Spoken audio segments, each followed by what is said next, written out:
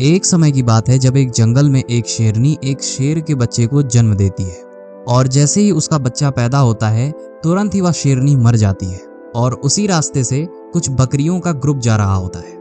वो जो बकरियां होती हैं उस शेर के बच्चे को भी अपने साथ लेते जाती हैं। वो जो शेर का बच्चा होता है वह धीरे धीरे उन बकरियों के साथ ही रहने लगा, उनके जैसी हरकतें करने लगा।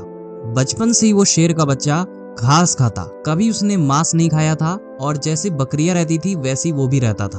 उसे ये चीज पता ही नहीं थी कि शेरों की तरह कैसे रहा जाता है, या शायद उसे किसी ने बताया ही नहीं था। धीरे धीरे समय गुजरता गया और वो छोटा सा बच्चा एक बहुत ही बड़े शेर में कन्वर्ट हो जाता है। सारी बकरियों के ग्रुप में वो सबसे अलग और सबसे विशाल दिख रहा था, लेकिन बकरियों के साथ रहते रहते उसकी आदत पड़ चुकी थी।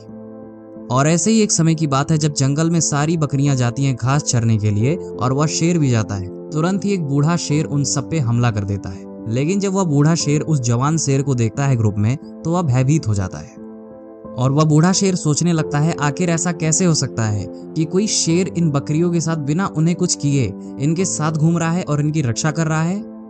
वह बूढ़ा शेर ये भूल जाता है कि मुझे बकरियों का शिकार करना है, बल्कि वो डिसाइड करता है कि अब मुझे इस शेर से बात करनी है कि आखिर ये ऐसा क्यों कर रहा है कि इन बकरियों का साथ दे रहा है। वो जो बूढ़ा शेर होता है वो फिर से हमला करता है, लेकिन बकरियों के लिए नहीं बल्कि उस शेर को पकड़ने के लिए।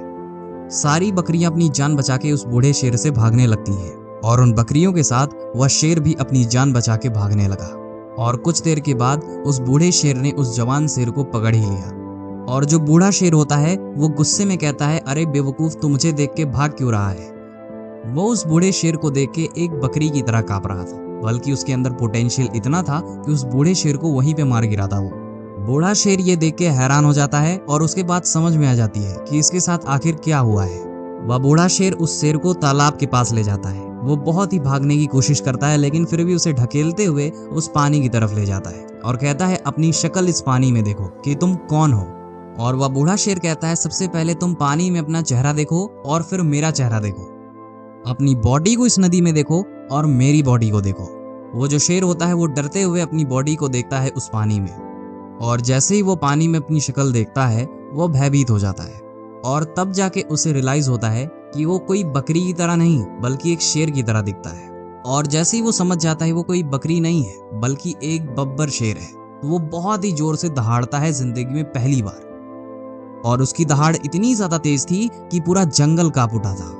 और तभी उसके अंदर एक ऐसी एनर्जी उसे महसूस होती है जो आज के पहले उसे कभी फील नहीं हुई थी। और फिर उसे पता चलता है एक बकरी की तरह जीना कोई रियलिटी नहीं थी बल्कि एक मेंटल कॉन्सेप्ट था। इस कहानी से एक बहुत ही बड़ी चीज सीखने को मिलती है, अपने अंदर से उस वीकनेस को निकालिए जो आपके अंदर झूठ बोलकर, बहाने बनाकर, प्रोक्रेस्टिनेशन करके आपके अंदर बैठा दी गई है।